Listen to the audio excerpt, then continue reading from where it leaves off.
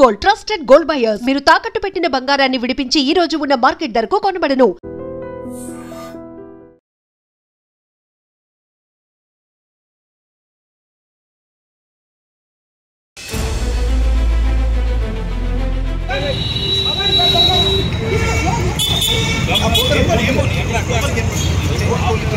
इधर देखो बेटा रवि भाई ए रवि भाई रवि रवि रवि कर చూడు రవి నమస్తే నేను మీ రొద్దం శ్రీనివాస్ ఇవాళ ఏదైతే తెలుగు రాష్ట్రాల్లో సంచలనం రేపినటువంటి ఐబొమ్మ చాలా మంది యాక్చువల్గా ఈ తరం యువకులు చాలా కనెక్ట్ అయ్యారు ఐబొమ్మతో థియేటర్లో 2000 3000 ఖర్చు పెట్టి ఫ్యామిలీతో సినిమాలు చూడని వాళ్ళు చాలామంది ఇవాళ రేపు ఇంటర్నెట్లో మొబైల్స్లో అదేవిధంగా డెస్క్టాపుల్లో ఐబొమ్మ ఓపెన్ చేసుకొని కొత్త కొత్త సినిమాలు చూసేవాళ్ళు అలాంటి దానివల్ల తెలుగు సినీ పరిశ్రమకు చాలా నష్టం వస్తుందని చెప్పి తెలుగు ఫిలిం ఇండస్ట్రీ పోలీసులు కంప్లైంట్ ఇచ్చింది ఈ పోలీసులు ఈ ఫిర్యాదును చాలా సీరియస్గా తీసుకొని వేగవంతంగా దర్యాప్తు చేయడంతో పాటు దీనికి సంబంధించిన వారిని ఇప్పటికే 5-6 మందిని అరెస్ట్ చేశారు ఇవాళ దీనికైతే ఎవరైతే ప్రధాన సూత్రధారి ఉన్నారో ఇమ్మడి రవి అనే వ్యక్తిని ఇవాళ అరెస్ట్ చేసినట్లు మనకు వార్తలు వచ్చాయి ఈ నేపథ్యంలో ఇది ఎంతవరకు నేరము ఇలాంటి నేరాలకు చట్టంలో ఎలాంటి సెక్షన్లు శిక్షలు ఉన్నాయి ఈ నేరాన్ని నిరూపించడానికి ఏర్పడే అవరోధాలు ఏంటి ఇట్లాంటి విషయాలన్నీ మాట్లాడడానికి మనతో హైకోర్టు అడ్వకేటు పూజారి నాగేశ్వరరావు గారు ఉన్నారు నమస్తే నాగేశ్వరరావు గారు సార్ మీరు చూసి ఉంటారు ఇవాళ ఒక వార్త కలకలం సృష్టించింది ఏదైతే పోలీసులకు సవాలు విసిరారో దమ్ముంటే పట్టుకోండి అని పోలీసులను ఏవైతే ఛాలెంజ్ చేశారో అలాంటి ఒక వ్యక్తిని ఇవాళ తెలంగాణ పోలీసులు అరెస్ట్ చేసినట్లు మనం వార్తలు వచ్చాయి ఇమ్మడి రవి అనే వ్యక్తి ఎక్కడో కరేబియన్ దీవుల్లో ఉండి ఈ నెట్వర్క్ అంతా ఆపరేట్ చేస్తున్నట్లు గుర్తించిన పోలీసులు ఆయన ఇక్కడ హైదరాబాద్ రావడంతో కూకటిపల్లి ప్రాంతంలో అరెస్ట్ చేసినట్లు చెప్తున్నారు సో ఒక హైకోర్టు అడ్వకేట్గా మీరు గమనించుంటారు ఏముంది పైరసీకి ఈ ఐబొమ్మ కేసులో ఏ చట్టాలు వర్తిస్తాయి వాటికి ఉన్నటువంటి శిక్షలు ఏమున్నాయి ప్రస్తుతానికి జనరల్గా ఏంటంటే ఇది మనకు సైబర్ క్రైమ్స్ కిందకి వస్తుంది జనరల్గా ఎందుకంటే ఎప్పుడైతే మనం ఎలక్ట్రానిక్ డివైసెస్ యూజ్ చేసి మనం క్రైమ్స్ చేస్తామో అదంతా సైబర్ క్రైమ్స్ కిందకి వస్తుంది సో ఈ పర్టికులర్ కేసులో ఏంటంటే మనకు సైబర్ క్రైమ్స్ అనేది మెయిన్ అట్రాక్ట్ అవుతుంది దాంతోపాటు మనకు చీటింగ్ కూడా రావచ్చు ఇంకా గట్టిగా చెప్పాలంటే ఖచ్చితంగా చెప్పాలంటే మీకు సివిల్ కేసు కూడా వచ్చే అట్రాక్ట్ అయ్యే అవకాశం ఉంటుంది అంటే ఏ విధంగా ఎందుకు అంటే ఇప్పుడు వీళ్ళు పైరసీ చేయడం ద్వారా నిర్మాతకు నష్టం కలిగించారు కాబట్టి ఓకే ఈ పైరసీ చేయడం ద్వారా నిర్మాతకు నష్టం కలిగించారు కాబట్టి ఆ నష్టాన్ని భర్తీ చేసుకోవడానికి కూడా నీ వల్ల నాకు నష్టం జరిగింది కాబట్టి అని చెప్పేసి సివిల్గా షూ చేసుకునే అధికారం కూడా ఉంటుంది వీళ్ళకి ఓకే కంపల్సరీ ఓకే సో మనకు చూసుకుంటే ఏంటంటే main cyber crimes at the same time మనకు బిఎన్ఎస్ మళ్ళీ అట్ ద సేమ్ టైం మనకు సివిల్ కేసెస్ కూడా పెట్టుకునే అవకాశం ఉంటుంది అంటే ఇప్పుడు మీకు ఏమన్నా మీరు ఎఫ్ఐఆర్ కట్టింటారు కదా పోలీసులు ఇప్పుడు కట్టిన సెక్షన్లు ఏమేమి ఉన్నాయి దీనికి ఏమి ఇంప్లికేబుల్ అవుతాయి తర్వాత వీటికి ఎలాంటి శిక్షలు పడే అవకాశం ఉంది ఒకవేళ నేరం రుజువు అయితే ప్రధానంగా ఇప్పుడు మనకు తెలిసిన సమాచారం ప్రకారం ఏంటంటే ఇది అరెస్ట్ చేయడం జరిగింది ఫ్రాన్స్ నుంచి వస్తుంటే అరెస్ట్ చేయడం జరిగింది అనేది మాత్రము మనకు తెలిసిపోయింది ఇండియాలో నివసించే ఏ వ్యక్తి అయినా ఏదైనా క్రైమ్లో వాళ్ళ పార్టిసిపేషన్ ఉంది లేకపోతే క్రైమ్ చేశారు అని అనుకున్నప్పుడు విదేశాల్లో ఉన్న వ్యక్తులు ఎవరైనా సరే ఇండియాకు వచ్చినప్పుడు మాకు తెలియజేయండి అని చెప్పేసి ఇండియన్ గవర్నమెంట్ ఎల్ఓసి అనేది ఒకటి రిలీజ్ చేస్తుంది ఇది రెగ్యులర్గా జరిగే ప్రాసెస్ చాలా మందికి వీటి మీద అవగాహన లేకుండా వీళ్ళు క్రైమ్లో ఇన్వాల్వ్మెంట్ అయి ఉంటారు నా డేటా వీళ్ళకి ఎట్ట తెలుస్తుందిలే గవర్నమెంట్కి ఎట్ట తెలుస్తుంది అని చెప్పేసి వీళ్ళు ట్రావెల్ చేసేస్తారు ఎప్పుడైతే విదేశాల నుంచి మీరు ఏ మార్గం ద్వారా అయినా ఇండియాకు వచ్చినప్పుడు ఐదర్ వాయు మార్గం కావచ్చు అంటే ఎయిర్ప్లేన్ కావచ్చు షిప్ కావచ్చు బై రోడ్ కూడా కావచ్చు ఈ దేశంలోకి ఎంటర్ కావాలి అంటే కంపల్సరీ వీళ్ళు ఎల్ఓసి రిలీజ్ చేసినప్పుడు అంటే లుకౌట్ సర్క్యులర్ అంటారు దీన్ని లుకౌట్ సర్క్యులర్ రిలీజ్ చేసినప్పుడు వీళ్ళు ఎక్కడైతే ఎంటర్ అవుతారో అక్కడున్న బార్డర్ ఫోర్స్ ఉంటుంది ఇప్పుడు మనకి ఎయిర్పోర్టు లేకపోతే షిప్పు లేకపోతే బార్డర్లో ఉన్న బస్ పాయింట్స్ ఉంటాయి అక్కడ ఇమిగ్రేషన్ చెకింగ్ ఉంటుంది వాళ్ళ దగ్గర ఇన్ఫర్మేషన్ ఉంటుంది వీళ్ళ పైన అరెస్ట్ వారెంట్ ఇష్యూ అయింది ఎల్ఓసి ఇష్యూ అయింది అని చెప్పి ఉంటుంది వాళ్ళు ఇమ్మీడియట్లీ వాళ్ళని పట్టుకొని ఈ కంప్లైంట్ ఎక్కడైతే రేజ్ అయిందో ఆ పోలీస్ స్టేషన్ వాళ్ళు పంపించేస్తారు ఇది ప్రధానంగా జరిగే ప్రాసెస్ ఇప్పుడు పైరసీ కేసులు చాలా నమోదవుతుంటాయి పోలీసుల దగ్గర సో ఇది కూడా అలాంటి కేసే కాకపోతే దీని తీవ్రత పెద్దది కావచ్చు కానీ ఈ పైరసీ కేసుల్లో ఇప్పటి వరకు మనకు తెలిసి మీకు తెలిసిన ఏమైనా శిక్షలు పడ్డాయా పడితే ఎలాంటి శిక్షలు పడ్డాయి పైరసీ కేసులలో మనకు ప్రధానంగా ఎదురయ్యే ప్రాబ్లం ఏంది అంటే ఇన్ఫర్మేషన్ టెక్నాలజీ సంబంధించిన కేసులు ఏవైతే సైబర్ క్రైమ్స్ చేసిన కేసుల్లో ప్రధానంగా ఎదురయ్యేది ఏంటంటే ఇన్వెస్టిగేషన్. ఇన్వెస్టిగేషన్ అనేది మనకు చాలా ఇబ్బందికరమైన పరిస్థితి. ఇప్పుడు మీకు అందరికి అర్థమయ్యేది చెప్పాలంటే ఇప్పుడు ఐబొమ్మ తీసుకుందాం మనం. ఓకే, వీళ్ళు ఏం చేస్తారు జనరల్గా ఒక థియేటర్లో ఒక కొత్త సినిమా రిలీజ్ అయినప్పుడు దాన్ని షూట్ చేసి ఇంటర్నెట్లో అప్లోడ్ చేస్తారు. వీళ్ళ డ్యూటీ ఇది. అవును. ఇప్పుడు ఒక థియేటర్లో షూట్ చేసి ఇంటర్నెట్లో అప్లోడ్ చేయడం అనేది క్రైమ్ అనేది నీకు అందరికి తెలిసిన సత్యం. కాపీరైట్ యాక్ట్, సైబర్ యాక్ట్స్ అన్నీ వచ్చేది కాబట్టి అది క్రైమ్ అనేది అందరికి తెలుసు. ఇప్పుడు తెలుగు సినిమాకున్న పరిస్థితి ఏంటంటే తెలుగు సినిమా అనేది మనకు ప్రపంచవ్యాప్తంగా రిలీజ్ అవుతుంది. ఓకే, ఈ ప్రపంచవ్యాప్తంగా రిలీజ్ అయినప్పుడు నువ్వు ఏ థియేటర్లో నువ్వు దాన్ని షూట్ చేసినావు ఒక పాయింట్. ఇప్పుడు యూరోప్లో రిలీజ్ అవుతుంది, లండన్లో రిలీజ్ అవుతుంది, ఆస్ట్రేలియాలో రిలీజ్ అవుతుంది, అమెరికాలో రిలీజ్ అవుతుంది. అక్కడున్న వ్యక్తులు దాన్ని షూట్ చేసి తర్వాత దాన్ని ఇప్పుడు మనకున్న ప్రాథమిక సమాచార ప్రకారం ఏంటి అంటే వీరు కరేబియన్ దీవుల నుంచి అప్లోడ్ చేస్తున్నారు అనేది ఒక పాయింట్. అంటే నువ్వు ఒక అమెరికాలో దాన్ని షూట్ చేసి నువ్వు ఆఫ్రికాలో కరేబియన్ దీవులలో కూడా దాన్ని అప్లోడ్ చేస్తున్నావు. ఓకే, సో ఈ ఇన్వెస్టిగేషన్ ప్రాసెస్ అనేది ఇప్పుడు నువ్వు కేసు ఎక్కడ, ఇప్పుడు నష్టం జరిగిన పర్సన్ ఎక్కడ ఉన్నాడు?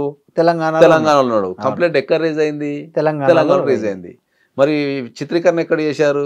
అమెరికాలో, ఆఫ్రికాలో, యూరోప్లోనో, అవుట్ ఆఫ్ కంట్రీ. మళ్ళీ కట్ చేస్తే ఇది అప్లోడ్ ఎక్కడ అయింది? ఆఫ్రికా కరేబియన్ దీవుల్లో అయింది.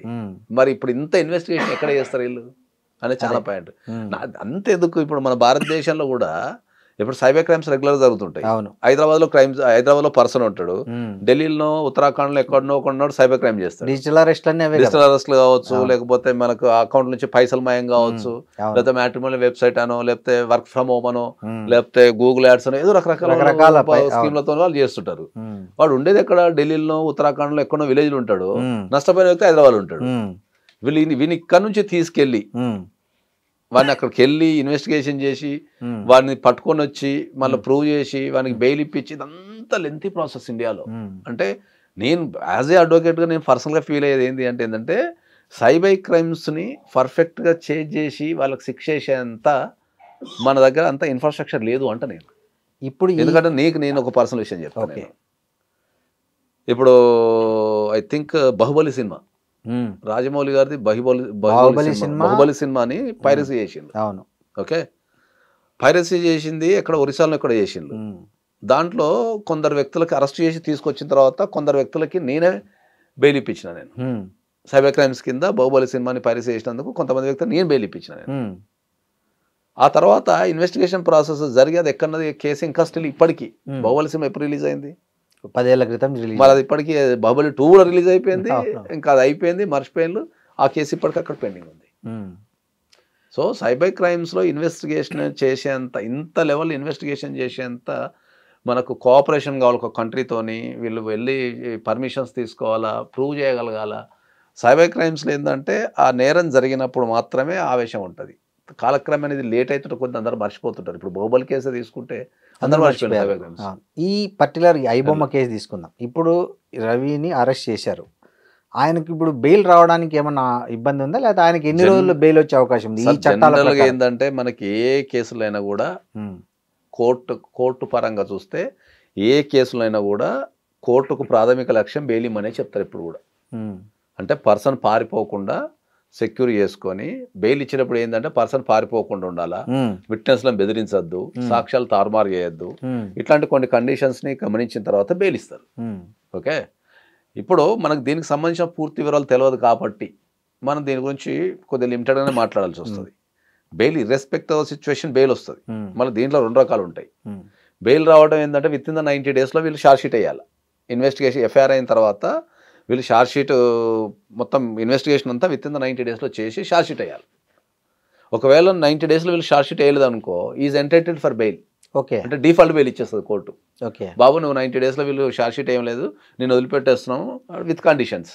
మళ్ళీ ఏది దేశం వదిలిపెట్టి పారిపోవద్దనో, విట్నెస్లను బెదిరించద్దనో, లేకపోతే ఇంత సెక్యూరిటీ డిపాజిట్ చేయమనో మళ్ళీ బెయిల్ ఇచ్చేస్తాయి. డిఫాల్ట్ బెయిల్ అంటాం. అవును, 90 days తర్వాత ఇచ్చేస్తారు. అదొక పాయింట్. మరి ఇంత ఇప్పుడు వీళ్ళు చెప్పేదానికి కరేబియన్ దీవుల్లో అప్లోడ్ చేస్తున్నారు అన్నప్పుడు 90 days ప్రాసెస్లో ఇంటర్నేషనల్ సంబంధాలు ఉన్న ఈ కేసును వీళ్ళు ఇన్వెస్టిగేషన్ చేయగలుగుతారు అనేది ఒక ఛాలెంజింగ్ పాయింట్. అవును. ఓకే, ఇంకోటి అప్పుడు మన చట్టాలు అలో చేస్తాయా అంటే ఈ మీరు ట్రీటీలు అన్నట్లు ఉంటాయి, చాలా ఉంటాయి. ఇప్పుడు వేరే దేశం వెళ్ళి ఇంకో రెండు Treaties ఉన్నాయి, చాలా ఖండాలు ఉంటాయి. ఆఫ్రికా ఖండము అక్కడ ఉంటుంది.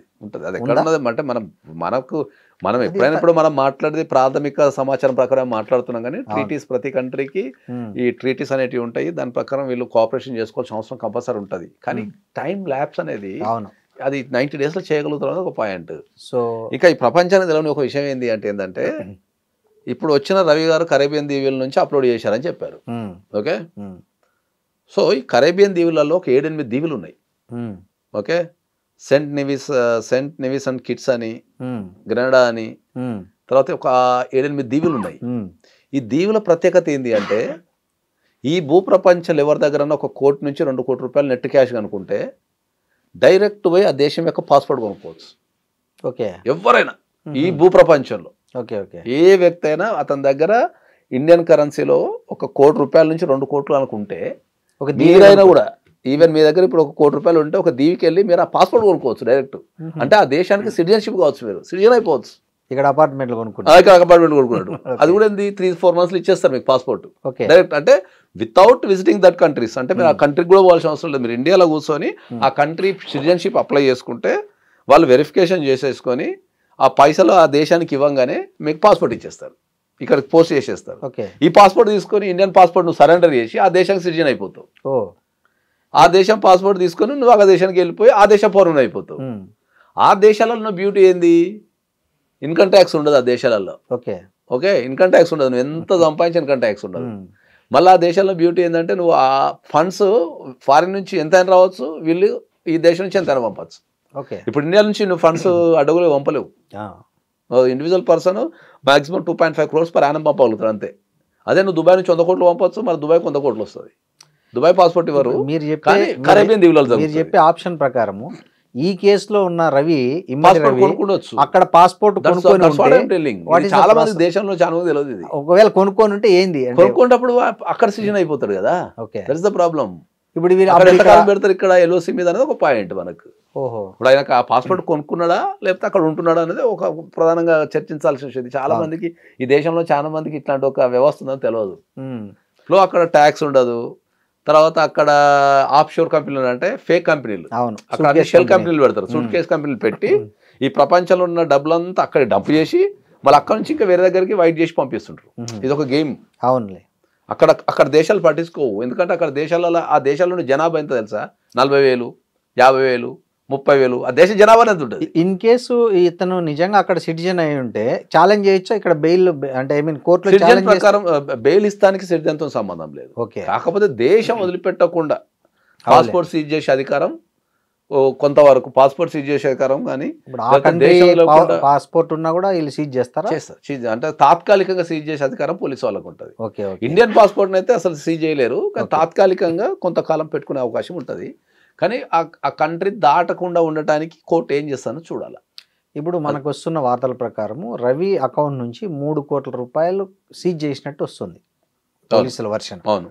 సో ఇట్లా సీజ్ చేసే అధికారం పోలీసులకు ఉంటుందా లేకపోతే వేరే అథారిటీ ఏంటి, ప్రొసీజర్ ఏంటండి, ఎలా జరుగుతుంది? Officer in the country, any department, any investigation officer, క్రైమ్కి సంబంధించి ఇప్పుడు ఇన్కమ్ ట్యాక్స్ వాళ్ళకైనా సీజ్ చేసే అధికారం ఉంటుంది, తర్వాత ఈడీకి సీజ్ చేసే అధికారం ఉంటుంది, పోలీస్కి సీజ్ చేసే అధికారం ఉంటుంది, సిబిఐకి సీజ్ చేసే అధికారం ఉంటుంది.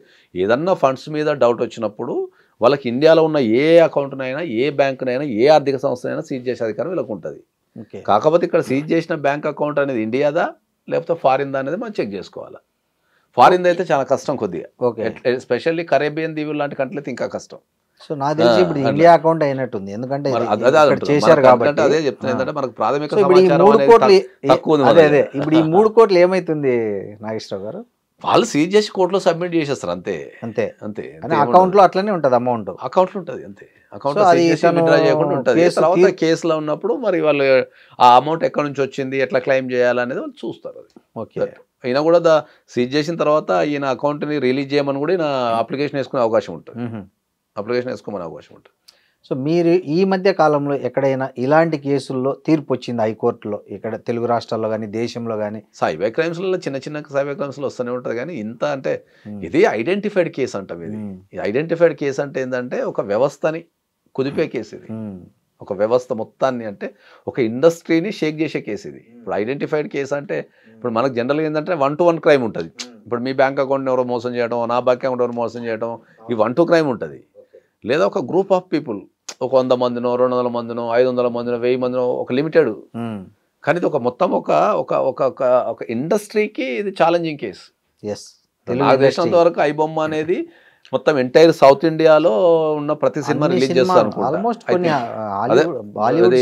అదే బాలీవుడ్ కావచ్చు, లేకపోతే మనకి టాలీవుడ్ కావచ్చు, లేకపోతే తమిళ ఇండస్ట్రీ కావచ్చు, అన్నిటిని కుదిపే కేసు కాబట్టి ఇది ఐడెంటిఫైడ్ కేసు కాబట్టి దీన్ని ప్రత్యేకంగా చూడాలి. ఇప్పుడు చూడండి సార్, దీంట్లో ఐబొమ్మతో పాటు చాలా మిర్రర్ ఛానల్స్ కూడా ఉన్నాయంట, విపరీతంగా ఉన్నాయి.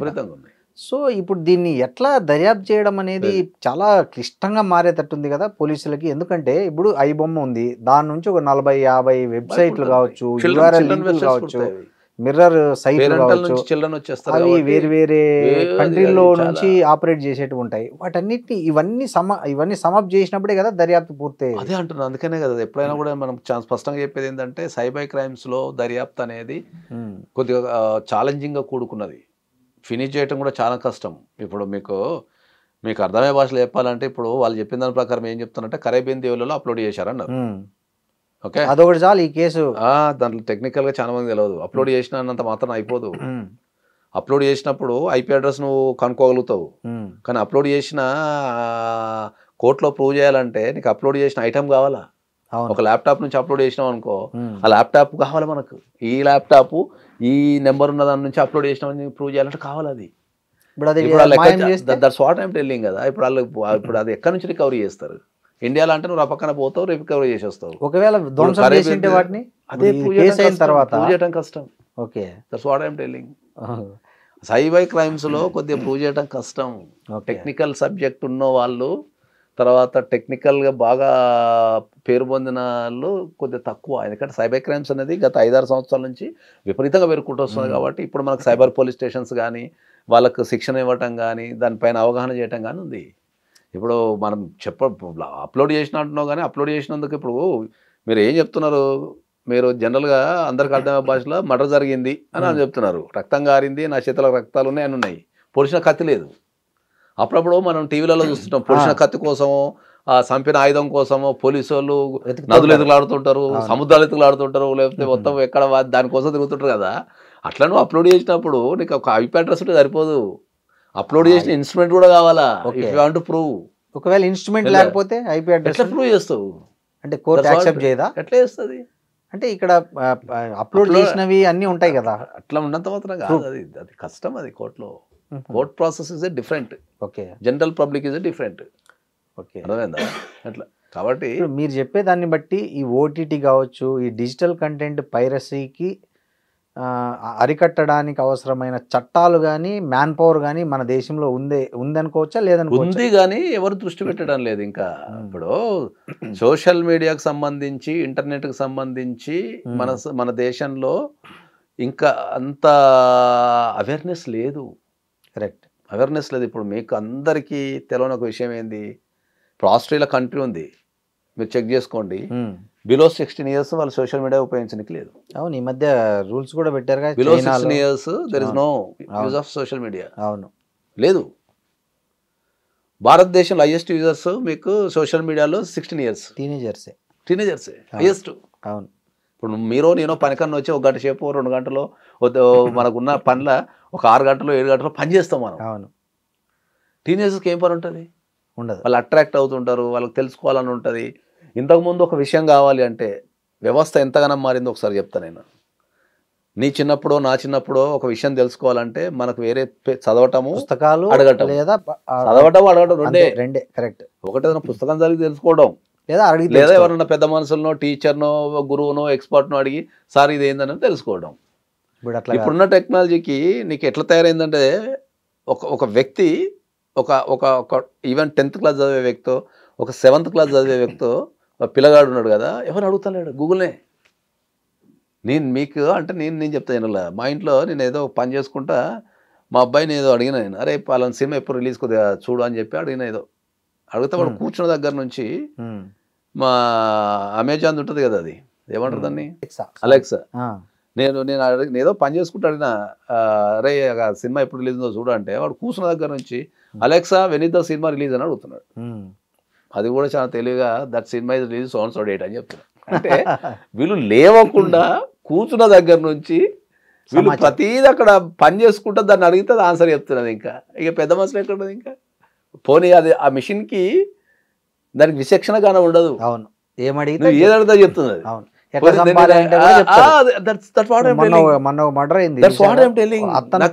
మీరు చెప్పి తప్పుడు డౌట్ వచ్చింది నాకు. అరే ఇది ఇట్లా చెప్తుంది అంటే మీరు రేపు ఏదైనా చెప్తుందా? ఏదైనా చెప్తుంది అది. మన మనసులో కంట్రోల్ చేసుకుంటాం. ఇప్పుడు మన పిల్లలు వచ్చి ఏదైనా అడిగిన అనుకో అది చెప్పొద్దో చెప్పకూడదు అని ఆలోచిస్తాం. కరెక్ట్. మిషన్కి అది లేదు, తెలియదు ఏమైనా చెప్పేస్తుంది. మొన్న రీసెంట్గా అట్లయింది. గూగుల్ చూసి వాళ్ళ అత్తను ఎట్లా చంపాలో కోడలు ప్లాన్ చేసి చాలా మంది అనుమానం రాకుండా సైబర్ ఇప్పుడు నాకు తెలిసి ఇంకా 10 years తర్వాత జనరల్ పోలీస్ స్టేషన్స్ ఉండవు, సైబర్ పోలీస్ స్టేషన్సే. అవును. ఇప్పుడు ఏమన్నా తిట్టాలంటే కూడా ఇంతకుముందు మనిషి కలిసి తిట్టాలి, అర్థమైందా? అవును. ఎవరైనా తిట్టాలంటే వాడికి అనిపించాలి, మనం తిట్టాలి. మనం ఇప్పుడు అట్లా కాదు, ఎక్కడున్నా ప్రపంచంలో ఎక్కడ మంది తిట్టచ్చు. ఇంకా బ్యూటీ అని చెప్పనా, నీకు సంబంధం లేని కూడా తిట్టచ్చు. నువ్వు తిట్టచ్చు. ఒకటి నచ్చలే అనుకో వాడిని ఎక్కేయచ్చు కింద ఏం చేస్తున్నావు అని చెప్పేసి. అది అట్లా తయారైన మనుషులు సంబంధం లేనాడు. నేనుంటా, నేను ఏదో మాట్లాడతా రెగ్యులర్ గా, నేను సోషల్ మీడియాలో ఉంటా, నేను సమాజంలో రకరకాల సమస్యల మీద స్పందిస్తుంటా. నన్ను కూడా తిడతారు. ఎవడో నాకు సంబంధం, నా జీవితం గురించి తెలియదు, పండగ పోయింది తెలియదు, నా జీవితం నాకు తెలిసిన కూడా తిట్టినావు అందా, మరి అమ్మ జీవితం నా గురించి తెలుసు అవి అని అన్నా ఊకుంటాం. కానీ ఎవడో ఎక్కడో కూర్చొని వాడు ఫేక్ ఐడీలు పెట్టుకొని వాడు ఎక్కడో తిడుతుంటాడు. పట్టుకోవడం ఎవరి వల్ల కాదు, పట్టుకోవడం ఎవరి వల్ల కాదు కానీ 100% పట్టుకోవచ్చు. కానీ పట్టుకునే క్రమంలో మనం ఆ యంత్రాంగాన్ని ఉపయోగించుకొని కేసులు పెట్టి వాని లాగి అనే బదులు ఏంటంటే క్షమించి వదిలేస్తాం. సార్, ఈ పైరసీ వల్ల నష్టపోతున్న నిర్మాతలకు ఇప్పుడున్న చట్టాలు సరిపోతాయా, లేదా ఇంకా ఏమైనా ఈ చట్టాల్లో మార్పులు వస్తే ఇలాంటి ఇబ్బందులు తొలగిపోతాయా? చట్టాలలో 100% మార్పులు రావాల్సిందే. ఇంకా సైబర్ క్రైమ్కి సంబంధించిన చట్టాలు ఇంకా పటిష్టంగా రూపొందించాల్సిన అవసరం ఉంది బాగా భారతదేశంలో. ఎందుకంటే దాని ఒక సమస్య కింద ఎవరు చూస్తాం లేరు, అర్థమైందా? కాబట్టి చట్టాలు, పైరసీకి సంబంధించిన చట్టాలు, ఎస్పెషల్లీ కాపీ రైట్స్ మీద కానీ లేకపోతే ట్రేడ్ మార్కుల మీద కానీ ఇంకా జనాలకు చాలామందికి అవగాహన లేదు. అవును. అదొక సబ్జెక్టు, దాన్ని ఫాలో చేయాలనే విషయం కూడా చాలామందికి తెలియదు ఇంకా. కాబట్టి చట్టాల మీద అయితే 100% అవగాహన కల్పించాలి ఫస్ట్. ఇప్పుడు మీకు ఈ మధ్యకాలంలో నేను సినిమాలు చూడటం మానేసిన. ఎందుకంటే సినిమా రిలీజ్ అయిన 1 hourలో ఎవరి కాడు ఆ ముక్కలు వీడియోలు తీసి స్టేటస్లో పెడుతున్నారు. గంట సేపు అన్ని స్టేటస్ చూసేసినాడు సినిమాతో వచ్చేస్తున్నది. గంట సేపు నువ్వు సోషల్ మీడియా కొత్త సినిమా రిలీజ్ అయినప్పుడు నువ్వు ఒక సాయంత్రం ఒక గంట కూర్చొని జనాల స్టేటస్ చూసేసినావు అనుకో, నీకు ఆ సినిమాలు ఉన్న ఒక 50 సీన్లు ఉంటే 50 సీన్లు స్టేటస్ నచ్చింది పెట్టుకుంటున్నారు. ఇవన్నీ చూసేస్తే సినిమా అయిపోతుంది. దానితో రివ్యూలు వచ్చాయి. ఈ రివ్యూలు అంటే సరే, అది రివ్యూలు అనేది లీగల్ రైట్ కాబట్టి అది వాళ్ళ ఇష్టం. కానీ వీళ్ళు స్టేటస్ లో డైరెక్ట్ లైవ్ తీసి పెడుతున్నారు కదా, అది ఎవరా పగలుగుతారు? అసలు ఈ ఐడియా అసలు చాలా, అసలు ఎవరా పగలుగుతారు? దాన్ని ఎవరాపాలి చెప్పండి. ఆపలేరు. ఇప్పుడు నువ్వు సినిమాకి వెళ్తున్నావు, నువ్వేం చేయాలా? ఫోన్ పక్కన పెట్టి సినిమా చూడాలా? వీళ్ళు ఏం చేస్తున్నారు, ఎంతమంది థియేటర్లో ఉంటే అంతమంది దాన్ని స్క్రీన్ షాట్ తీసి దాన్ని మొబైల్లో తీసి స్టేటస్ పెట్టుకుంటున్నారు. నేను పుష్ప 2 సినిమాకి పోయినా, థియేటర్లో ఎవరు సినిమా చూస్తలేడు సీరియస్గా. ఈ సీన్లే తీసుకుంటున్నారు, మొత్తం సీన్లు తీసుకుంటూ కూర్చున్నారు. అందరు తీసుడు స్టేటస్ పెట్టుడు, తీసుడు స్టేటస్ పెట్టుడు. అందరేమో షూటింగ్ చేస్తున్నారు, నేనేమో జనాలను చూస్తున్నా. సినిమా నేను కూడా చూడలే అనుకో, అదేలే నేను జనాలను చూస్తున్నా. అరే వీడు వచ్చింది దేనికి, ఇప్పుడు దాన్ని దేనికి తీస్తున్నాడు? వాడు వచ్చింది ఒక సినిమాటిక్ ఎక్స్పీరియన్స్ని వాడు అనుభవించడానికి కదా. అది మనసులో అట్లా ఉండిపోతే దాని మజా తెలుస్తుంది కదా. వాడు ఏమైనా ఇప్పుడు నేను ఫస్ట్ సినిమా చూసినా లేకపోతే ఇంట్రొడక్షన్ నేనే చూసినా ప్రపంచాన్ని చెప్పాలని వాడు మొత్తం చెప్పుకుంటున్నాడు. దాన్ని ఆపకపోతే ఇప్పుడు నువ్వు సినిమాలకు మొబైల్ తీసుకెళ్తానని చెప్పే అధికారం కోర్టుకు లేదు, రాజ్యాంగానికి లేదు. కానీ తీస్తా నేరం అని చెప్పి పెడితే ఎవరు తీస్తాడు? ఎవరు తీయరు. What I am telling. So ఇలాంటి మార్పులు రావాలి. రావాలి.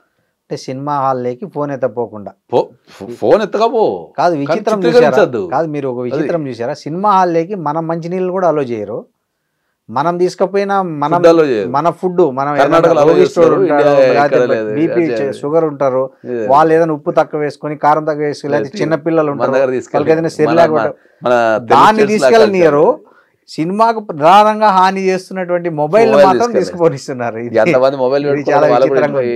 అంతమంది మొబైల్ అంత కాస్ట్లీ మొబైల్ కాపాడాలంటే వీళ్ళకి కూడా ఇన్ఫ్రాస్ట్రక్చర్ సరిపోదు. అవును దట్ ఇస్ ద ప్రాబ్లం. కాకపోతే you can carry the mobile but you cannot shoot the Yes. Movie అని చెప్పి మనము ఆర్డర్ పాస్ చేసి Restriction 1000 రూపాయలు అట్లా పెడితే ఎవడు అందం మోసుకోము చూడరు సినిమా చూస్తారు. అవును కలెక్షన్ కూడా ఇలా బాగా పెరుగుతాయి. ఎవడన్నా సినిమా పోయిన పక్కన తీస్తే బాబు దావేయట కదా ఎక్స్ట్రా పైసలు కూడా వస్తాయి.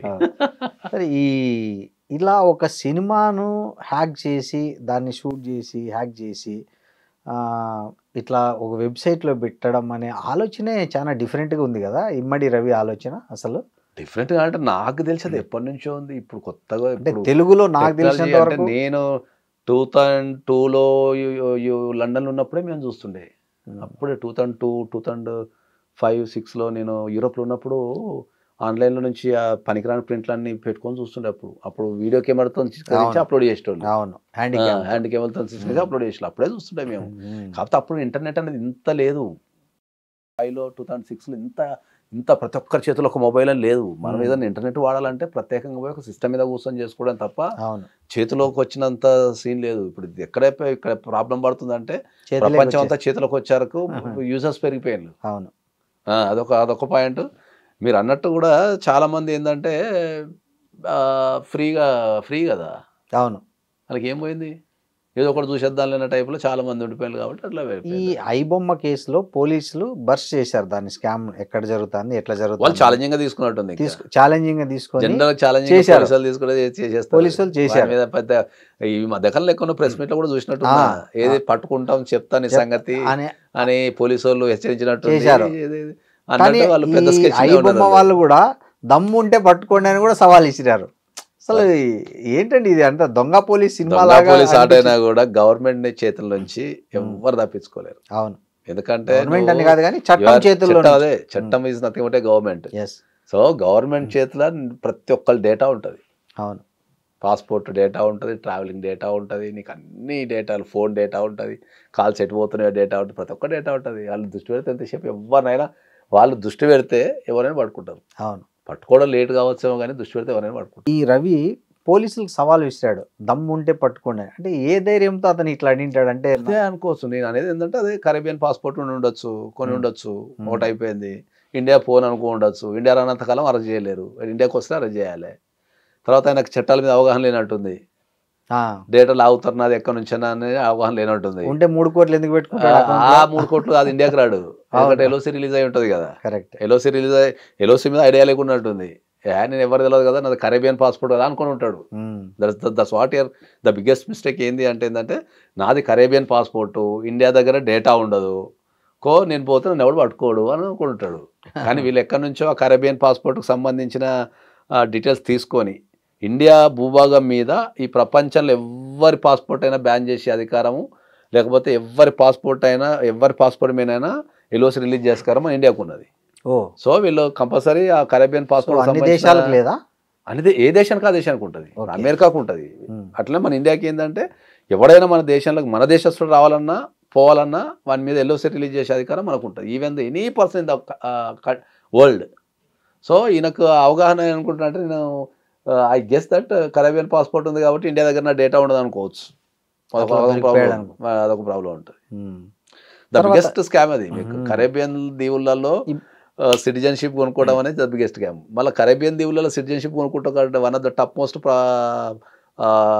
ఏంది అంటే నువ్వు దగ్గర ఒక 140 దేశాలు వీసా లేకుండా తిరగచ్చు. ఒక అమెరికా, కెనడా తప్ప యూరోప్ అన్నీ ఇవాళ యూరోప్ అంతా తిరగచ్చు, యూకే తిరగచ్చు, సౌత్ ఆఫ్రికా మొత్తం తిరగచ్చు, మలేషియా, సింగపూర్ ఇవన్నీ దేశాలు వితౌట్ వీసా తిరగచ్చు. అది కరేబియన్ పాస్పోర్ట్లలో ఉన్న అదొక బ్యూటీ అది. ఓకే. చాలా ఉంది కదా. ఇండియాకి కూడా రావచ్చు. కరేబియన్ ఇండియాకు రావచ్చు. కరేబియన్ దీవులలో పాస్పోర్ట్ మనం ఇండియాలో ఉంటే మనకు ఓసే కార్డు ఇస్తారు కదా. ఓకే. కాదు, ఇప్పుడు ఎవరైనా without visa, passport without visa. Okay okay, without visa. Without visa Caribbean passport ఉన్నోళ్ళు వితౌట్ వీసా 140 నుంచి 150 దేశాలు ఫ్రీగా తిరగచ్చు వాళ్ళు. ఆ పాస్పోర్ట్ చూపించుకొని ఇప్పుడు ఆ పాస్పోర్ట్ వీసాల మీద వెళ్ళిపోతారు వాళ్ళు. ఓకే, అదొక అడ్వాంటేజ్ ఉంది. సో ఆయన నేను ఇండియా రాలే అనుకుని ఉండొచ్చు, లేకపోతే ఇండియాలో నా డేటా లేదు అనుకుని ఉండొచ్చు. ఎందుకు వచ్చాడు మరి ఉన్నట్టుండి? సార్ ఎక్కడి నుంచి ప్రపంచంలో తెలవని విషయం ఏంటి అంటే ఏంటంటే పుట్టిన నేల ప్రాంతము ఫుడ్ కల్చరు నువ్వు ఈ భూప్రపంచంలో ఎక్కడి పోయినా కూడా మర్చిపోలేరు.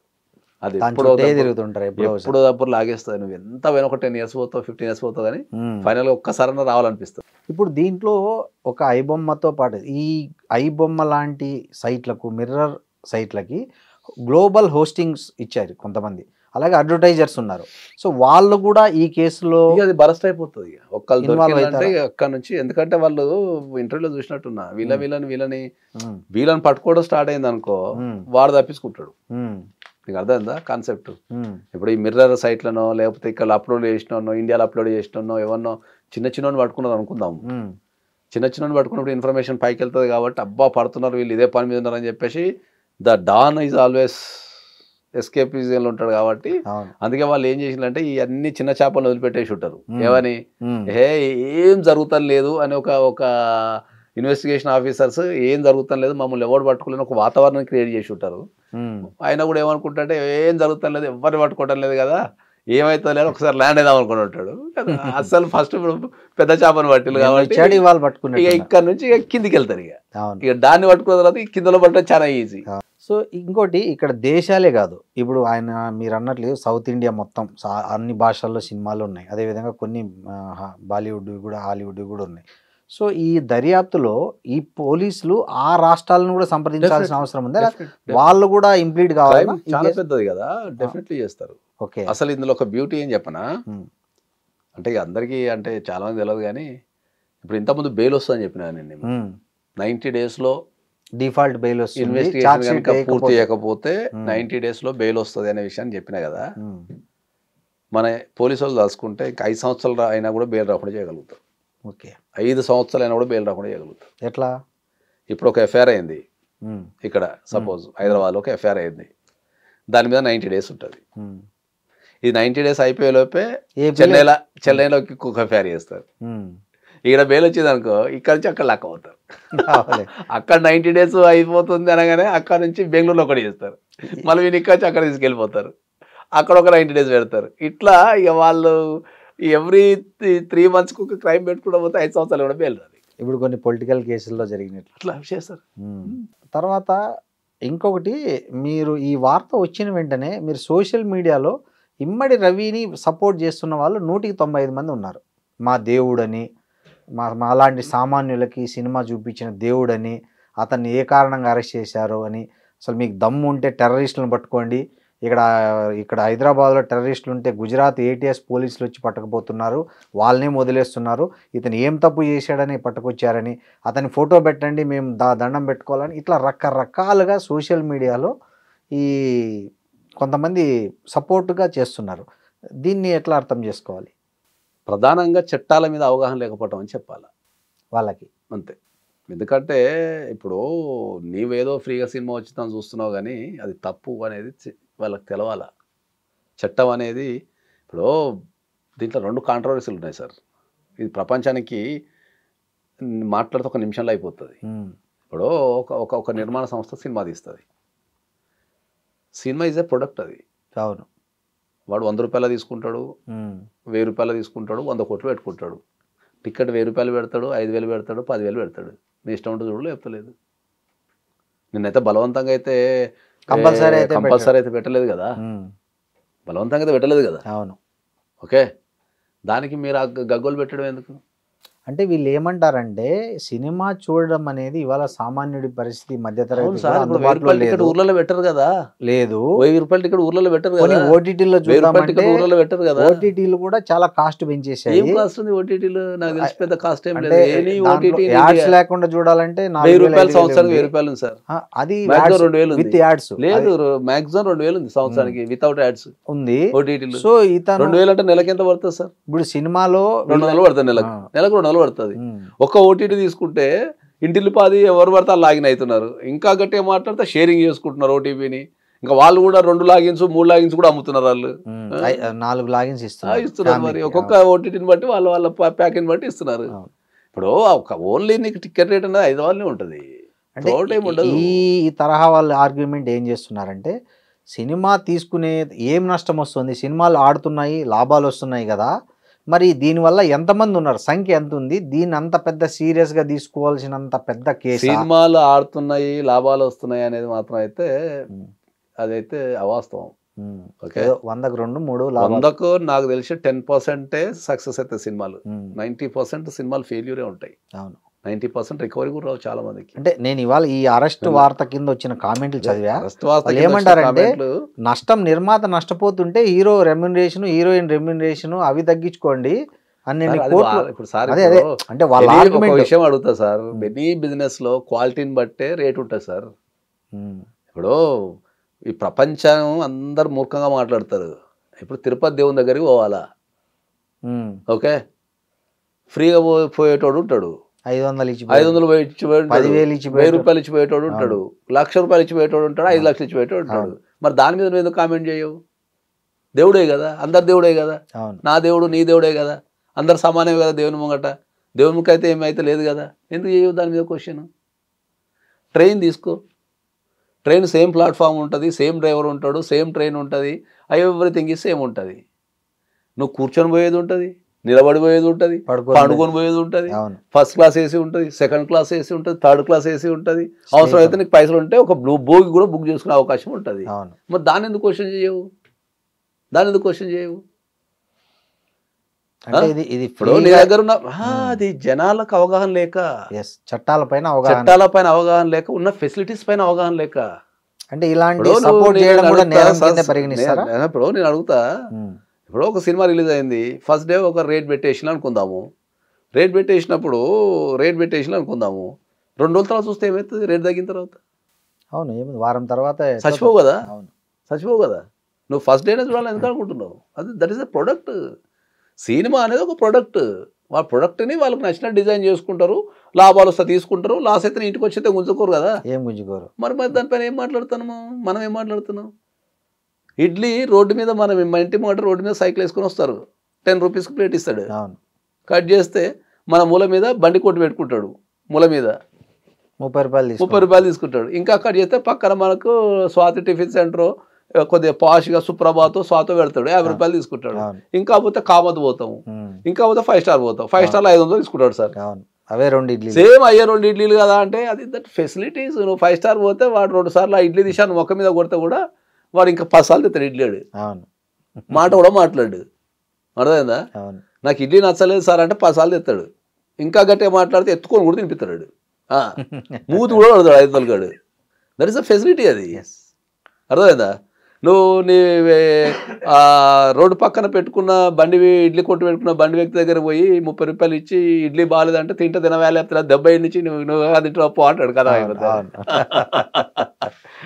సార్ ఫైనల్గా ఒకటి చెప్పండి, ఈ ఐబొమ్మ కేసు దర్యాప్తు ఇప్పుడున్న మ్యాన్ పవరు చట్టాల పరిధి సవాళ్ళను దృష్టిలో పెట్టుకుంటే మినిమం దర్యాప్తు చేయడానికి ఎంత టైం పడుతుంది, శిక్ష పడడానికి? దర్యాప్తు అనేది పక్కన పెడితే నాకు తెలిసి అయితే రిలీజ్ చేయడం అయితే కష్టం అనుకుంటున్నాను. ఎందుకంటే ఇది ఛాలెంజింగ్గా తీసుకున్న కేసు కాబట్టి, ఇది కొన్ని వేల కోట్లతో ముడిపడ్డ వ్యాపారం కాబట్టి.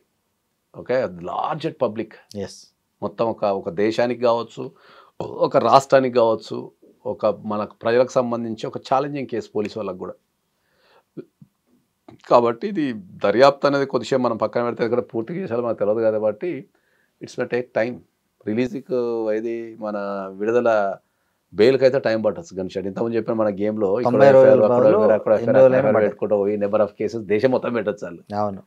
రిలీజ్ అయ్యాక ఒక ప్రాబ్లం ఒకటి అవుతుంది, రెండోది ఇక మనకు ఛాలెంజింగ్ కేసు కాబట్టి నెక్స్ట్ టైం ఎవరైతే ఇట్లా చేయాలనుకున్న వాళ్ళకు కూడా కనువిప్పు కలగాలి, భయపడాలి అంటే ఈ కేసును వీళ్ళు ఛాలెంజింగ్గా తీసుకోవాలి.